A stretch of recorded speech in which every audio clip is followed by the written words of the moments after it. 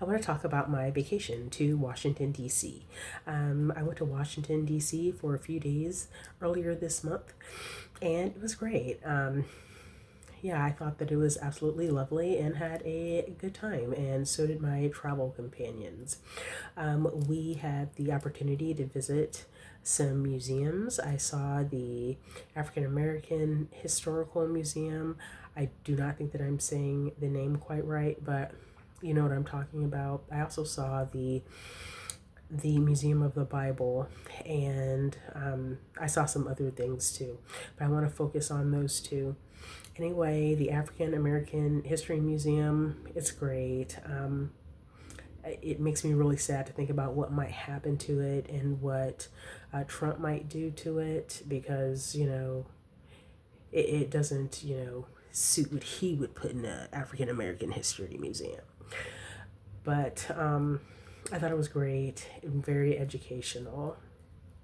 And one thing that I will share with you that I learned from the African American History Museum, there is a very famous picture of a man with welts across his back because his back had been beaten many times.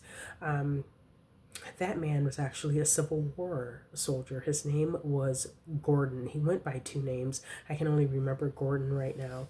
But anyway, that man escaped from a plantation in Louisiana, and then he found asylum with the Union Army that was in Baton Rouge, and he joined the Union Army and fought. So I felt really guilty once I learned about that photograph because I never thought about his story. I just thought about the welts on his back. I didn't think about him any further than that. But he actually was a fighter and he was victorious. He escaped and he joined the Union Army, and the Union Army prevailed. And so I thought that was very interesting, just sharing with you just something that I learned. I learned a lot actually.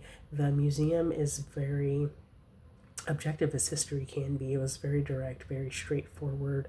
It was a good refresher on things such as like the Missouri Compromise, Louisiana Purchase, stuff like that.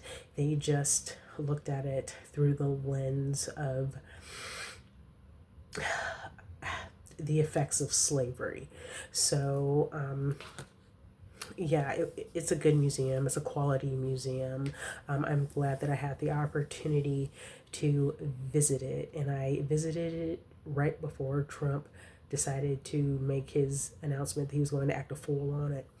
So there is that. I also saw the Museum of the Bible, and that was very interesting. One thing that I learned from there, I learned a few things. One thing I will say about that Museum of the Bible is that I wish that I had brought a notepad because I really would have liked to have taken notes there.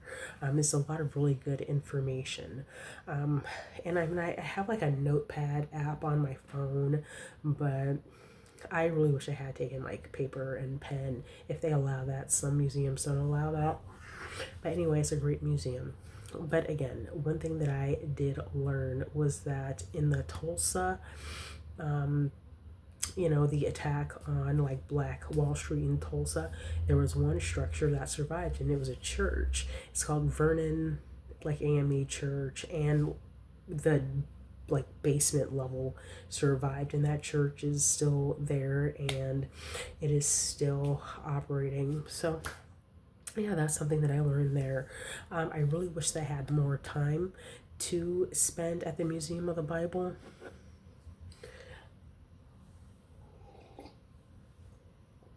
I went there the day that I left DC, so I had a plane to catch in the afternoon. So I didn't have as much time as I would have liked to have spent there. But the Museum of the Bible is not a Smithsonian museum, so maybe that won't get tore up, but there is a lot of Black history there as well. Um, and it's definitely worth a visit. It's not a free museum. It costs, I believe, $24 to get in, but it's very enjoyable. and I really wish I had more time to spend there. So hopefully, I will get the opportunity to visit again. And if I do get that opportunity, um, next time I will make that my first day destination as opposed to a last day destination. So, yeah, there's that. I've been kind of busy lately, and I've been busy and I got a little bit sick. So that's why I'm at home right now. But anyway, there is that.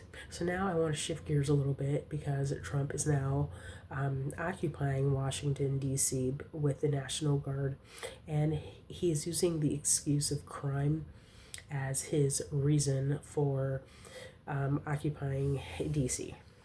Well, okay. Um, I did not feel threatened or frightened there. Nothing bad happened to me when I was there. I walked around at night, took the subways, took the buses with my travel companions. We were totally fine. We were absolutely fine. And so he's also, now he says crime. He says his concern is crime, but then he said that he wants to move the homeless out. He wants to move the homeless out. So to me, that those sound like two completely different issues, but no one's saying anything about it. I mean, crime, like street crime, would be one thing. Supposedly, there was a carjacking that set all this off.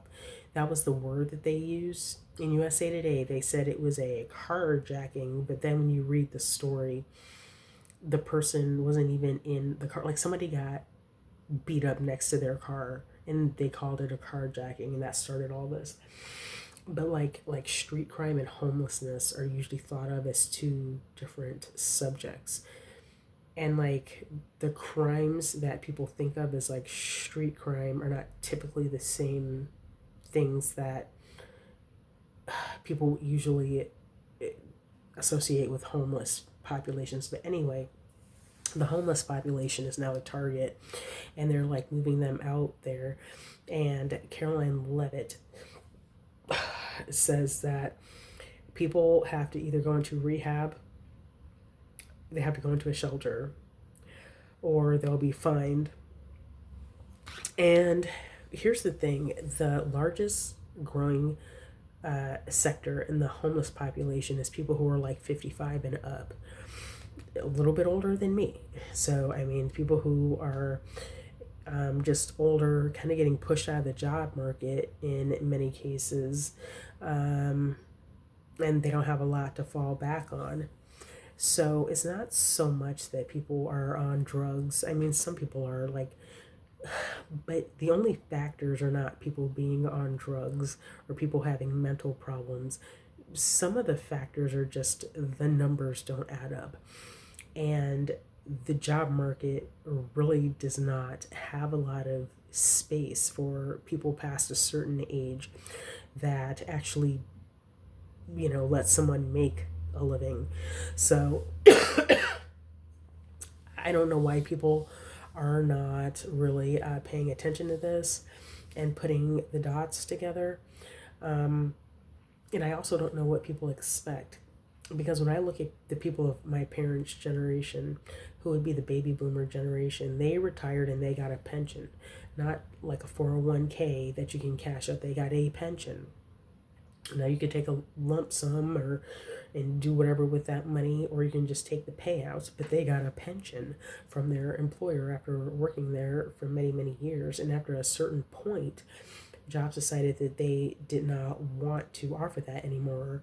As jobs veered away from union labor and stuff like that, pensions went away. And, Trump and the Republicans, they're pushing people, they're trying to marginalize like government jobs. Government jobs are one of the few jobs that still offer a pension, and they're trying to do away with those. So, yeah, there's all that. So I don't know why people are surprised that people in their 50s and older people are the largest, or I will say the fastest growing segment of the homeless population. So, yeah, I just want to talk about that a little bit. I had a great vacation. I thought DC was absolutely lovely. Um, I had a wonderful time. I was really proud of it when I was there. It was my third time being there in my life. And it was just a great vacation. I thought that was just lovely. So it's really sad that Trump is making it like some, futuristic horror movie, which is now the present with like tanks and stuff all over the place over absolutely nothing justifiable. I think that he just wants to traffic a vulnerable population. And what does that sound like? What does that sound like? It sounds like things that he's kind of been accused of before. Oh, and another thing, Trump is threatening politicians that he doesn't get along with not like funding projects. For instance, he is not getting along with the mayor or the governor of Maryland over something. And so he has decided, he says he's going to pull funding for the um, repair of the Francis Scott Key Bridge. Trump coerces people. So if you had any doubt in your mind that he's a sex criminal, it should be erased because he clearly likes to coerce people and force his will on people. So anyway, that's what I have to say about that. I certainly won't be visiting Washington, D.C. again anytime soon, but maybe in the future I would be moved to do so because I certainly did have a lovely time. If Trump goes in, ruins all of those wonderful museums, I don't think I would be interested, but hopefully that won't happen.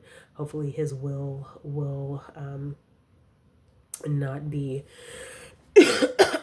met, and those museums will be preserved. They're great museums and very educational. So, have a good day. Thank you. Bye.